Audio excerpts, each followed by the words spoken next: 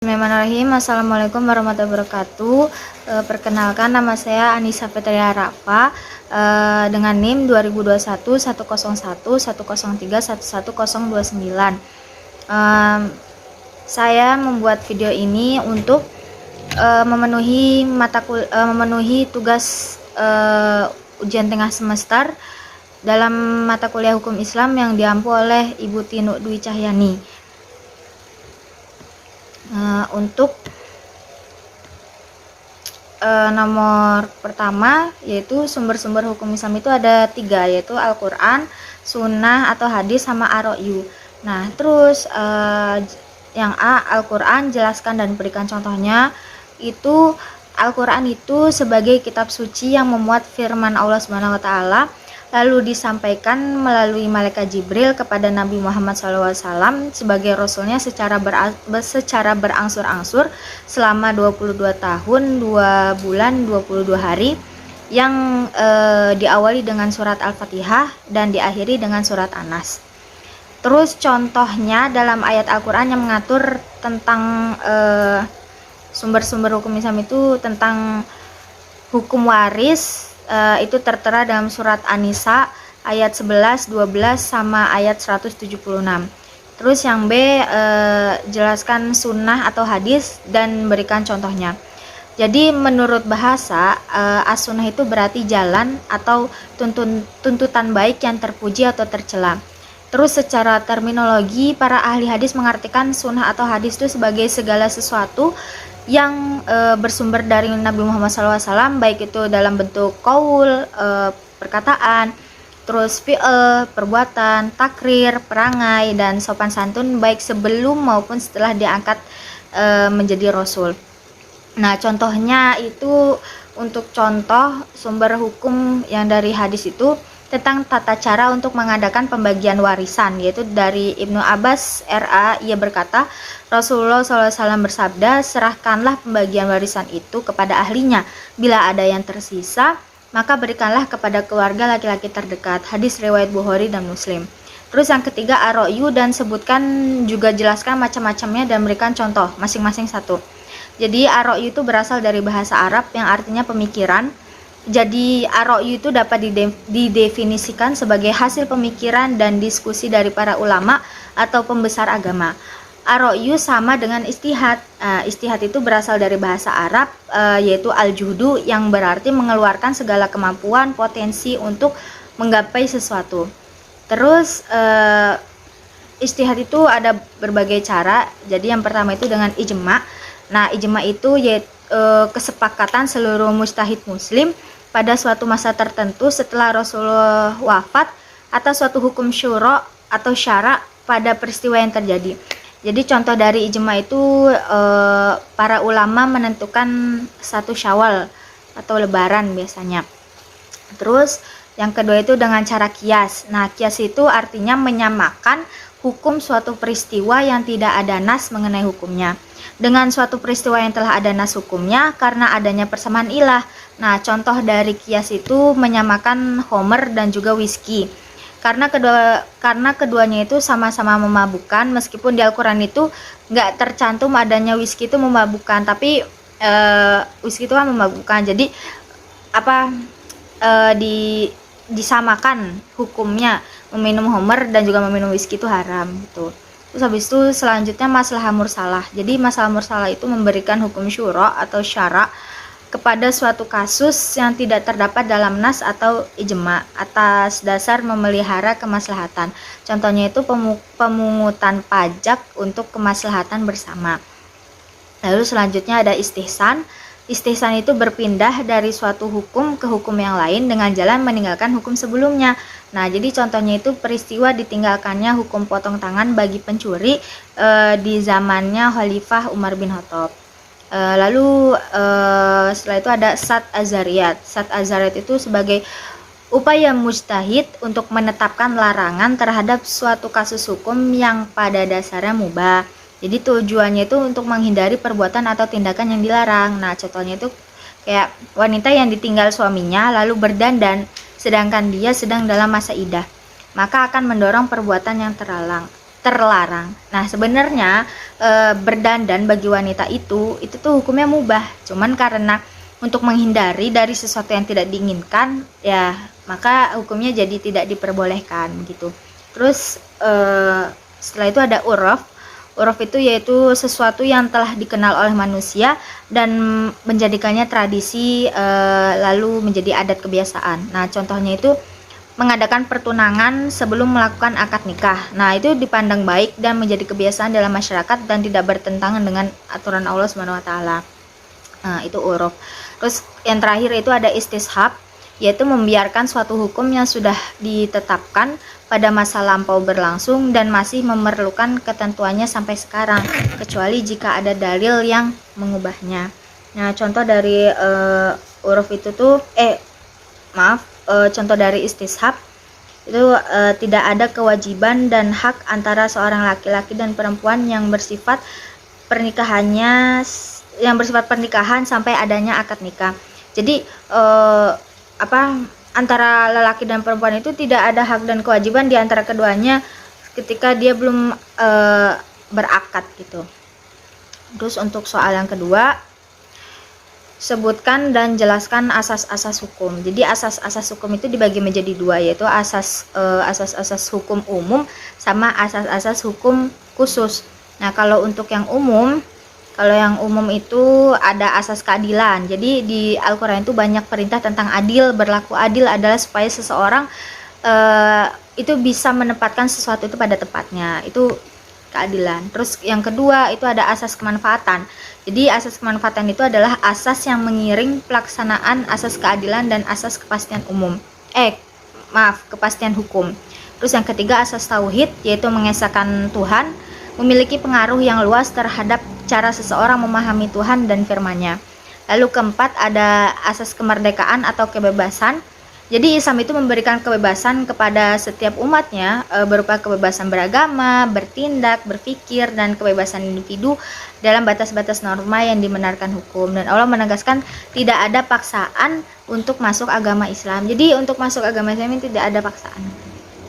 Lalu yang kelima itu ada asas kepastian hukum. Jadi asas kepastian hukum itu merupakan sebagian dari ciri negara hukum. Lalu untuk asas-asas khusus hukum Islam itu pertama ada asas hukum pidana. Nah, asas hukum pidana itu terdiri dari apa aja? Yaitu pertama asas legalitas, yaitu asas yang menyatakan bahwa tidak ada pelanggaran maupun hukuman sebelum terdapat peraturan yang mengatur sebelumnya. Lalu kedua ada asas larangan memindahkan kesalahan pada orang lain karena masing-masing jiwa harus bertanggung jawab atas dirinya dan tidak dapat dibebani oleh beban orang lain. Lalu ketiga ada asas praduga tak bersalah, yaitu apabila ada seseorang dituduh melakukan kejahatan harus dianggap tidak bersalah sampai hakim dengan bukti-bukti meyakinkan menyatakan dengan tegas kesalahan orang tersebut. Lalu kedua ada asas hukum perdata. Jadi asas hukum perdata itu terdiri dari asas kebolehan atau mubah, yaitu selama tidak ada dalil larangan, asas ini memberikan kebebasan yang luas.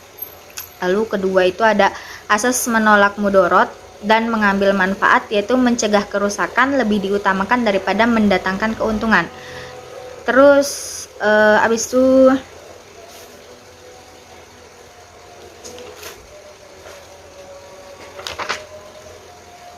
yang ketiga ada asas-asas hukum perkawinan. Jadi asas-asas hukum perkawinan itu yang pertama asas kesukarelaan. Ketiga ada asas hukum perkawinan. Jadi asas-asas hukum perkawinan itu ada pertama asas kesukarelaan. Jadi sebuah perkawinan itu harus dilandasi kesukarelaan antar dua belah pihak. Kedua ada asas kemitraan suami istri menjadi asas penting dalam menjalani kehidupan rumah tangga.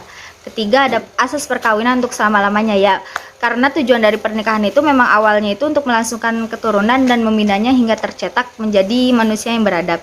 Lalu keempat ada poligami terbuka, yaitu poligami secara atau karena darurat. Jadi Al-Quran itu membolehkan seorang suami itu mempunyai lebih dari satu istri dengan syarat-syarat yang harus dipenuhi sebelumnya. Lalu setelah itu ada asas hukum waris. Jadi asas hukum waris itu ada pertama ada ijbari. Ijbari yaitu ketika wafatnya pewaris, maka otomatis harta warisan itu beralih dengan sendirinya kepada ahli waris. Terus yang kedua ada bilateral, yaitu seorang dapat menerima warisan dari dua garis keturunan. Ketiga, individual, yaitu pembagian harta warisan hanya dapat dimiliki secara perorangan dan bersifat hak milik secara individual. Terus keempat, ada keadilan berimbang, yaitu asas yang mengharuskan adanya keseimbangan antara hak yang diperoleh dan kewajiban yang harus ditunaikan. Lalu kelima, akibat kematian. Jadi bahwasannya pengalihan warisan itu hanya karena kematian semata gitu. Jadi kalau misal bukan karena kematian, yaitu namanya bukan warisan. Lalu setelah itu ada asas-asas penerapan hukum Islam. Jadi asas-asas penerapan hukum Islam itu pertama, asas tidak memberatkan. Jadi Allah itu mengatakan bahwasanya dia tak akan memberatkan seseorang di luar batas kemampuannya, apalagi dalam urusan agama. La yukallifullahu nafsan illa wus'aha. Lalu kedua, asas tidak memperbanyak beban adalah asas yang tidak memberikan banyak beban kepada hambanya. Terus ketiga, asas at-tadrij, yaitu bertahap, yaitu penerapan hukum Islam itu tidak dilakukan sekaligus, melainkan hukum Islam itu diterapkan secara bertahap. Lalu yang B, jelaskan dalam bentuk tabel mengenai perbedaan dan persamaan syariah dan fikih. Jadi perbedaan antara syariah dan fikih itu, kalau syariah itu tuh merupakan wahyu Allah dan sunnah Nabi Muhammad SAW. Sedangkan fikih itu sebuah pemahaman manusia yang memenuhi syarat tentang syariat dan terdapat dalam kitab-kitab fikih. Lalu kalau syariah itu bersifat fundamental, yaitu memiliki cakupan ruang lingkup lebih luas, yaitu akidah dan akhlak. Nah, sedangkan fikih itu bersifat instrumental, terbatas pada hukum yang mengatur perbuatan manusia, biasa disebut sebagai perbuatan hukum. Terus kalau syariah itu merupakan ketetapan Allah dan ketentuan Rasulnya sehingga bersifat abadi. Jadi syariah itu bersifat abadi. Nah, kalau fikih itu tuh merupakan karya manusia dan mungkin mengalami perubahan sesuai perkembangan zaman.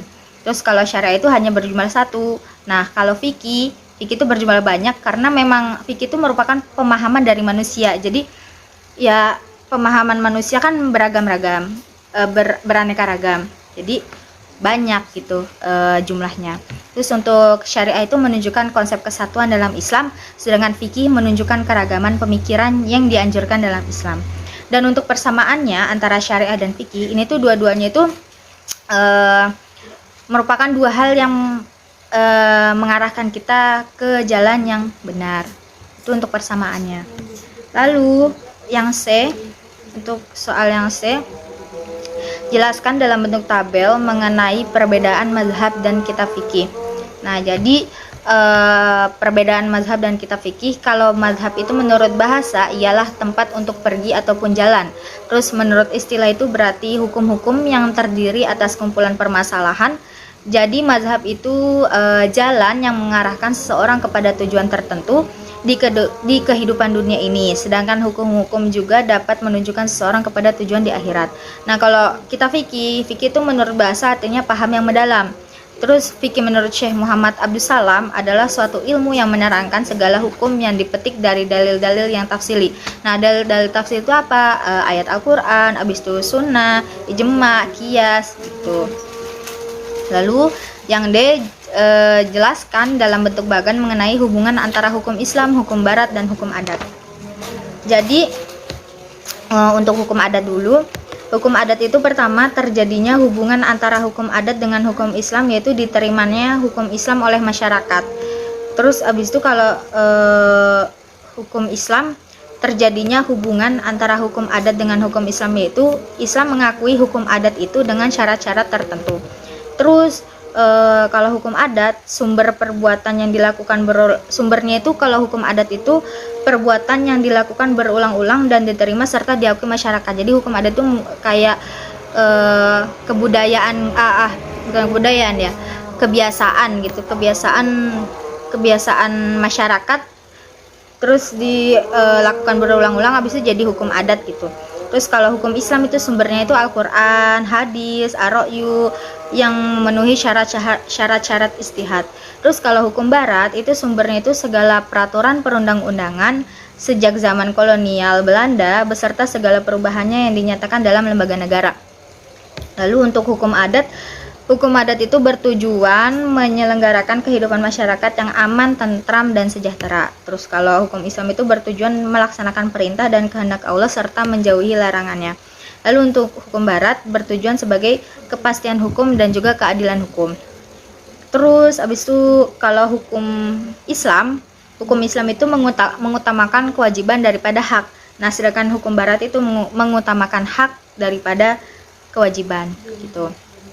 Terus untuk nomor 3 yang A, jelaskan dalam bentuk flowchart proses penyusunan komplikasi hukum Islam. Nah, jadi hukum Islam itu yang mempunyai ide untuk membuat komplikasi hukum Islam atau KH ini yaitu Bustanul Arifin, Bapak Bustanul Arifin, semenjak tahun 1985. Nah,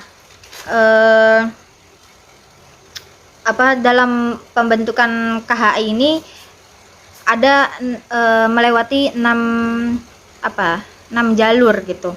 Yang pertama itu jalur pengumpulan data, terus yang kedua jalur wawancara, yang ketiga meneliti jurisprudensi, yang keempat mengadakan studi banding ke negara lain, terus kelima mengadakan seminar tentang KHI, lalu keenam mengadakan lokakarya nasional. Nah, setelah semua jalur itu dilaksanakan, keenam-enamnya itu dilaksanakan, barulah diadakan perumusan besar oleh 10 orang tim inti. Nah, ini perumusan besar ini selesai dalam kurung waktu 2 tahun 9 bulan. Setelah ada hasil dari perumusan besar, jadi hasil dari perumusan besar ini KH itu ada 3 buku gitu kan. Terus setelah itu penyerahan naskah rancangan kepada Mahkamah Agung Republik Indonesia dan Menteri Agama, dan penandatanganan oleh Menteri Agama juga menak. Itu di tanggal 29 Desember 1987. Nah, setelah itu mengajukan ke presiden untuk mendapatkan legalitas formal gitu. Terus habis itu ditandatangani sama presiden tanggal 10 Juni 1991. Nah, setelah itu Menteri Agama mengeluarkan surat keputusan nomor 154 tahun 1991 tentang pelaksanaan instruksi presiden. Itu tanggal 22 Juli 1991. Lalu untuk nomor 3B, jelaskan dalam bentuk tabel mengenai perbandingan materi muatan hukum perkawinan dalam KHI buku 1 dengan UU nomor 1 tahun 1974, Jo UU nomor 16 tahun 2019. Nah, jadi kalau dalam KHI itu berisi mengenai dasar hukum perkawinan sampai ketentuan penutup. Nah, kalau dalam Undang-Undang nomor 1 itu berisi mengenai dasar hukum perkawinan sampai ketentuan penutup. Lalu kedua, dalam KHI itu dalam pasal 2 KHI disebutkan bahwa perkawinan menurut KHI adalah pernikahan atau akad yang sangat kuat atau mitsakon golidon untuk mentaati perintah Allah dan melaksanakannya merupakan ibadah. Nah, kalau menurut Undang-Undang nomor 1, perkawinan adalah ikatan lahir batin antara seseorang pria dan wanita sebagai suami istri dengan tujuan membentuk keluarga atau rumah tangga yang bahagia dan kekal berdasarkan ketuhanan yang Maha Esa.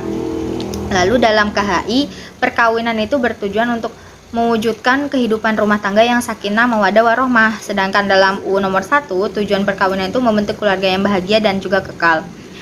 Lalu dalam KHI dalam pasal 4 bahwa perkawinan adalah sah apabila dilakukan menurut KHI apabila dilakukan menurut KHI itu adalah salah satu penegasan yang cukup tepat dan aspiratif. Sedangkan dalam UU nomor 1, perkawinan itu dianggap sah apabila dilakukan menurut hukum masing-masing agama dan kepercayaan mereka. Lalu dalam KHI, rukun KHI itu yaitu rukun pernikahan dalam KHI itu calon suami, calon istri, wali nikah, 2 orang saksi, ijab sama qabul. Nah, kalau misalnya dalam UU nomor 1, rukun pernikahan itu dalam UU nomor 1 itu tidak mengenal adanya rukun dalam perkawinan. Lalu dalam KHI itu syarat perkawinan sama dengan rukun perkawinan. Nah, kalau dalam UU nomor 1, syarat-syarat perkawinan itu ada dalam pasal 6, didasarkan atas persetujuan kedua calon mempelai untuk melangsungkan perkawinan, dan seorang yang belum berumur 21 tahun harus meminta izin dulu kepada kedua orang tuanya. Lalu untuk soal yang keempat, silahkan Anda buat pewarisan yang ada dalam keluarga Anda masing-masing yang penyelesaiannya sesuai dengan hukum waris Islam atau KHI buku 2, yang mana Anda bertindak sebagai salah satu ahli warisnya dengan ketentuan berikut: siapakah pewarisnya, siapa saja ahli warisnya, sama berapa bagian masing-masing ahli waris jika harta waris yang ditinggalkan adalah 1 miliar. Jadi di sini saya mengambil pewarisnya itu adalah seorang suami. Terus suami itu meninggalkan satu istrinya juga 2 anak perempuannya. Jadi untuk masalah ini yang ditinggalkan adalah istri dan juga 2 anak perempuannya. Istri di sini mendapatkan 1/8 atau bisa kita sebut janda. Karena kenapa dia dapat 1/8? Karena dia nggak punya anak laki-laki gitu kan, dia punyanya 2 anak perempuan, jadi dia dapatnya 1/8. Lalu untuk 2 anak perempuan dia dapat 2/3 bagian. Nah, untuk asul masalahnya kita pakai 24. Jadi 1/8 dikali 24 itu hasilnya 3.